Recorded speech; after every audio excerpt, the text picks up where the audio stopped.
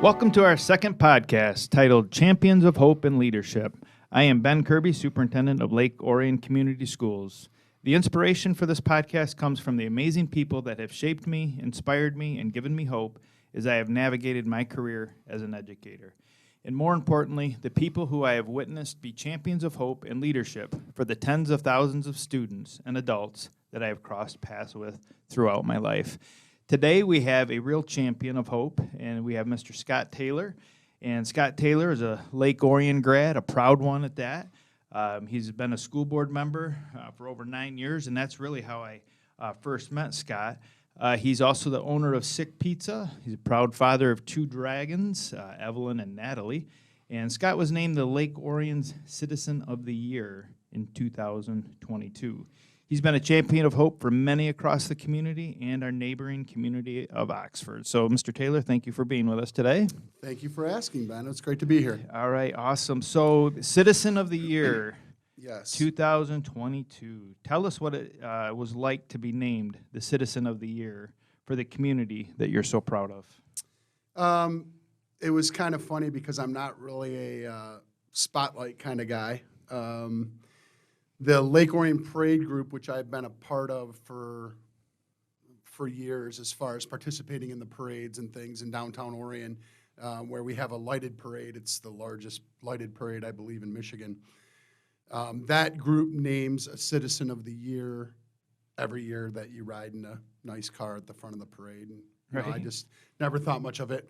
And Bill Kokonos, he's a professional volunteer in Lake Orion and an awesome guy, and the head of the parade group, he walked into the pizzeria one day and said, what are you doing on the first Saturday of December? And this was in September, I believe. And I said, Bill, I don't have any idea. Like, I don't know what I'm doing tomorrow. So as far as, being a business owner and things. So he said, well, the parade group has nominated you as the Citizen of the Year. And I said, oh, okay, that's cool. What does that entail? And he said, well, I just want to tell you that normally it's a fight, and we have 4 different people that are nominated, and we're going through it. And we sat down at our meeting and said, all right, we need a Citizen of the Year. And 3 people at the same time said Scott Taylor. So I was honored by that. I thought it was awesome. I didn't think it was necessary, but I took it. It was a great opportunity to my wife and daughters and I all got to ride in the parade and be recognized. It was great. It was a very nice honor. Yeah, that's fantastic. And yes, you're a man of humility for sure. But I am going to push you a little bit to talk about what were some of those things that you think that made people recognize you as the Citizen of the Year. So after the tragedy in Oxford, my partner, Tom Bailey, who's also an Orion guy, we had decided that we were going to do something because many people couldn't do anything to necessarily help the pain or anything. We were all in shock, obviously. Right. My shop is right there in downtown Oxford, so I watched 150 police cars driving by, and it was life-changing for sure. And so we decided that we were going to give pizzas away, and that we would put buckets on our counter, and we would collect money, and that was all going to go to the victims. And at that point, we didn't even know how many victims there were, but we just knew we had to do something, and we had to act. So not really thinking it through that well, I didn't have enough food we had just gotten food for the week. So I said, we can make a lot of pizzas and give them away, and we can probably, raise 20 or 25 grand to be able to give to the victims. And then it was really kind of a miracle. I'm a religious dude, but I reached out to WCSX radio, and Big Jim there, the radio host. I just said, hey, call me. I think I need some things as far as doing this, being able to do this benefit. So he put me right on the air because we needed more flour, we needed more boxes, we needed more cheese, because I couldn't even buy it at that point. Because it's more of a plant, you order the week before for what you have that week. So I am going to get to the point, really. But No, you're doing great. I think it's important. So we started on Thursday. So we were open Thursday, Friday, Saturday, Sunday from noon to 8.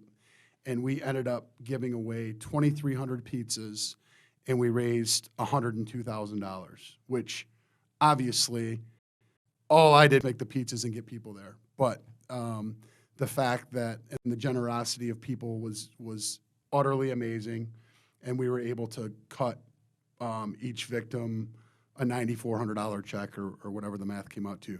So we were very recognized on the news and things like that, which obviously, again, that wasn't our intention. Right. But I think that the help that we were able to give and the comfort, one of the victims' dads came in, and it was one of the victims that perished, and he said, this was a month later, he said, I'm a sales guy, and I haven't been able to work in 30 days, and you paid my house payment, and you're going to pay my house payment for 4 months. He said, you don't understand. So the one thing that I was not ready for is the giving the checks to people and all those people coming in and meeting them. Right. How much it impacted them. 100%. Yeah. I mean, it was powerful. And a couple times my kids were there and they had the opportunity, and it was life-changing. I know I keep saying that, but right. I don't know how else to, it's literally tingly goosebumps every time I talk about it, because it was a tragedy that's really, it'll always be a tragedy and it will always be the most horrible thing. But the fact that some positives came out of it, and I think a lot of kids and adults learned a lot that day and learned a lot over that month. And still. Yeah, life-changing it is. And, congratulations to you. Big Jim and Big Scott got together and got some product. And next thing you know, you got assistance for many in need. And so I think you said Tom, one of your business partners, yes, sir. Was helpful in that. Who else had a hand in to make that many pizzas? It wasn't you and Tom. There was a number of people that probably volunteered a lot of time. So it was one of those things where there was 100 people that wanted to be involved, if not a couple hundred, because people were reaching out. And so we stopped selling our regular food, but the phone kept ringing. And a lot of times, so I had to have a person answering the phone just to explain that we weren't open. We did have pizzas. You could come in and get as many pizzas as you needed. It was for a donation. If you didn't have anything to donate, that was okay. My wife was a huge role, because I kept having these piles of kids come in, from little kids to teenagers. Right. I have a small kitchen. It's, probably the kitchen's about 1,200 square feet. And by the time you fill it up with restaurant equipment, that's not very big. Right. So at one point I had like the Sitka family. They have 4 girls, and then the parents, all 6 of them are standing at the pizza bar making pizzas. And the big thing was all these little kids that couldn't necessarily be in the kitchen because of safety. And I looked at my wife and I said, do not send these kids away, but find something for them to do. Right. And so we ended up with a huge roll of paper, and they were making signs, and they were out on the street with free pizza. We taught 5-year-olds how to fold boxes. It was really amazing. At all times, there was at least 20 people in there. We got to the point where we were so all we did was small round pizzas. And the way our dough is, you can't spin a pizza onto a hot pan. Okay. So I literally had 3 people that all they were doing was cooling pans off, because I only had 40 pans. So we would spin them out, start cooking them, and then, it's a conveyor oven, so, they're coming out 2 to 3 at a time. And they had a whole assembly line of getting those, dunking them in water, sterilizing them, throwing them in the freezer. It was pretty amazing. Right. Then I at one point, I believe it was on Saturday, I came up front and Tom was up there, and I said, I think this is going to be it, because we're out of cheese.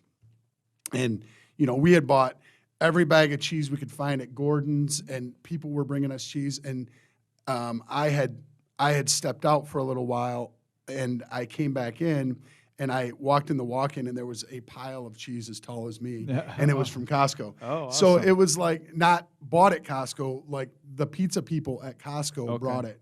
So it was such a huge community effort from all of Detroit, really. Right, yeah. We had people calling from all over the country, donating money on Venmo. We had one lady that was out of Kentucky that wanted to buy candy for all the kids.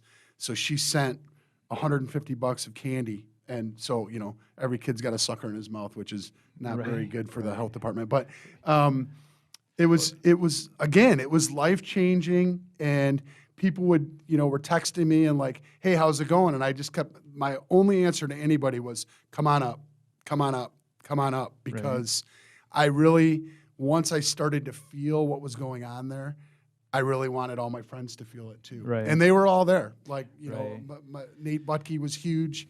Nate and Missy and Marin and Gabby, they were there the whole time. Steve Wandry, Matt Wandry. Steve never left. He was constantly doing Facebook Lives. Nice. We had a guy that, Big Jim called me and said, hey, there's a guy that's got a load of cookies that he wants to donate. And I'm thinking, all right, a load of cookies. He's got a pickup or a U-Haul or something. Right. This guy had a 53-foot tractor trailer full of chocolate chip cookies. Wow. And so they started unloading them, and my whole hallway, which is probably, 100 feet long, was packed with cookies. And finally I had to walk out there and said, dude, there's nowhere else to put cookies, because I knew that in a day or two, when the dust had settled, I was going to have to throw all these cookies in a dumpster. Right. So literally Steve Wandry took my daughter Evelyn with the trucker over to the Legacy Center, and they unloaded them there where all the kids were hanging out. Great and idea. they ate them. So I mean, just things like that, and all the hands that made for light work was awesome. That is awesome, and thank you for explaining that. And so many people had a part in that.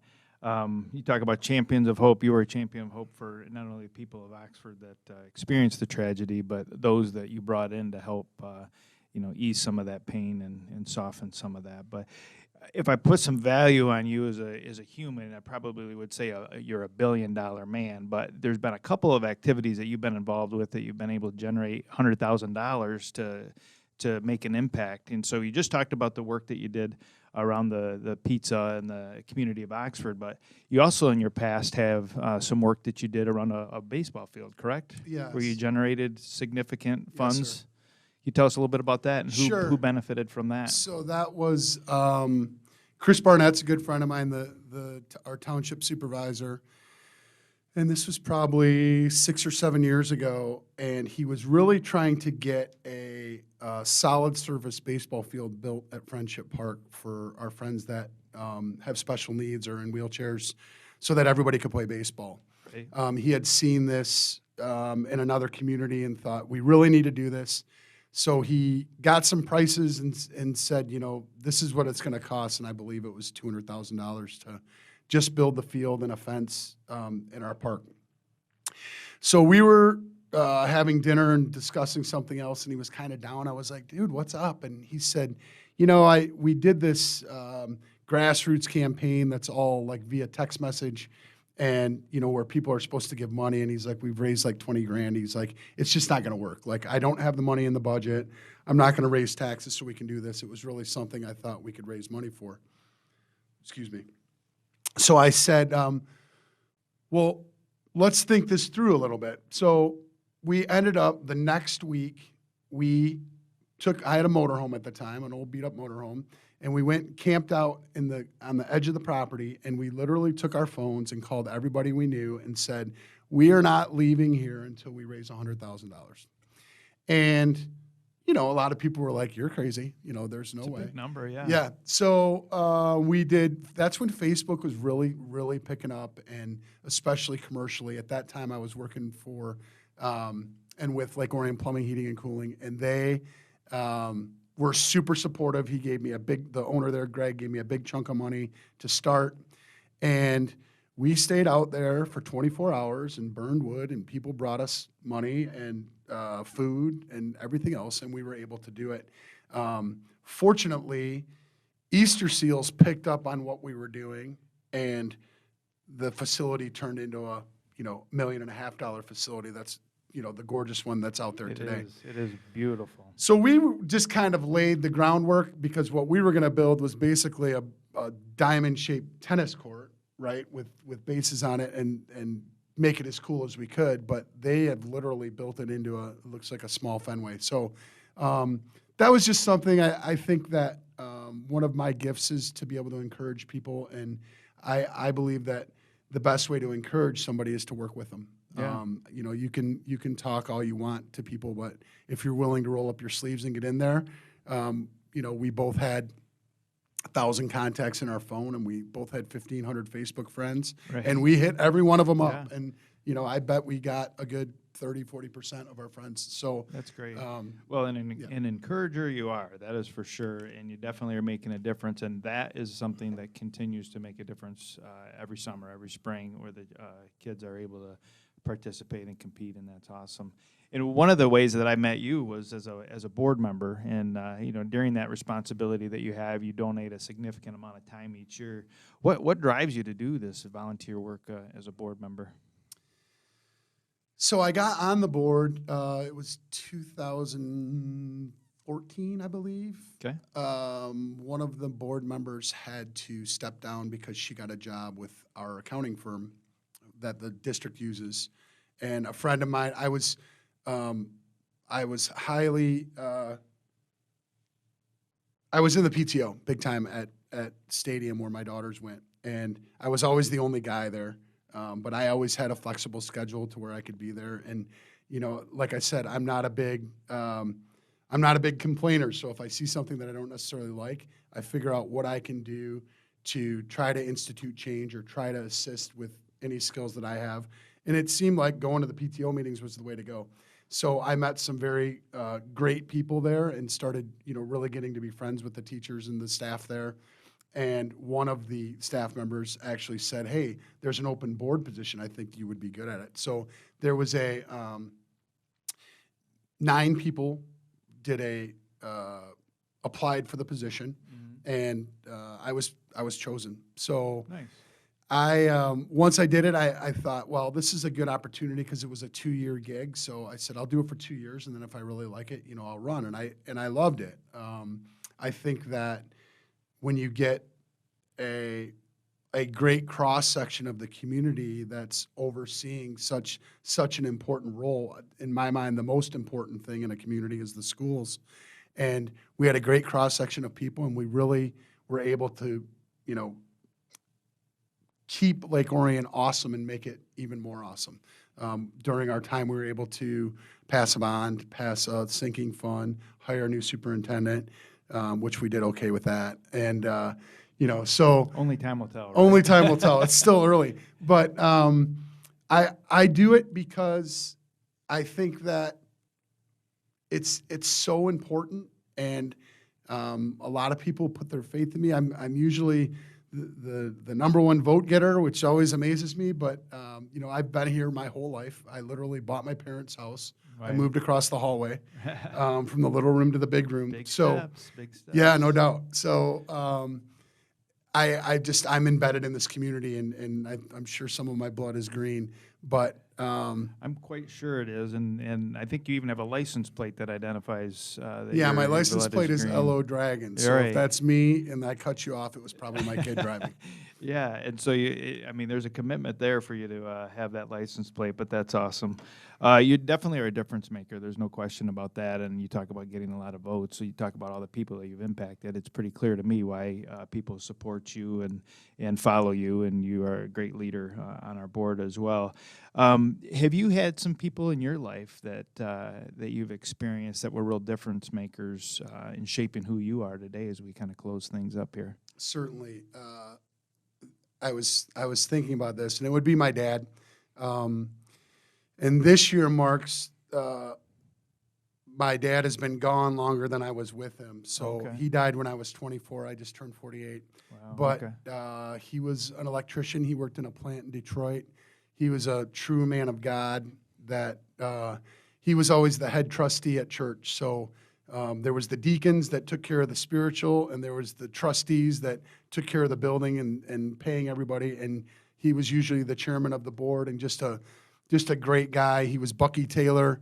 He went to the Cirque he was the first year that graduated from the Cirque. Okay. So he graduated in '61 from Orion. He moved here when he was 4. His parents moved out here from Detroit and bought a hobby farm, which is actually the same land that I still live on. Great. The guy worked 7 days a week to give us what we had, and he was a true servant leader that I can remember at his funeral. You know, it sucks that sometimes you learn more about somebody when they're dead than when they're alive. But Yeah, that's true. his funeral was 3 hours long because they opened up the mic and let people talk, and nobody would sit down. And literally, it felt like it was 20 minutes, and it was one of the most amazing days, just to hear what people had to say about this guy that worked in a shop, right? Right.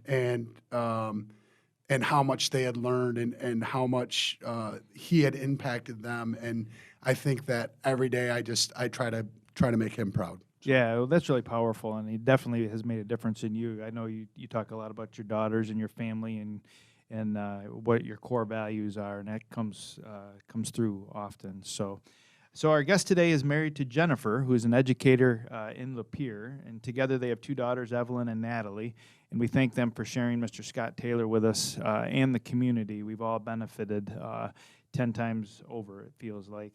We look forward to bringing another guest next month. It'll be somebody from within Lake Orion Community Schools and likely the high school. We look forward to having conversation to talk to yet another champion of hope like Mr. Taylor. Well, thank you for listening today. I challenge our listeners to be that champion of hope for somebody, anybody, and go Dragons.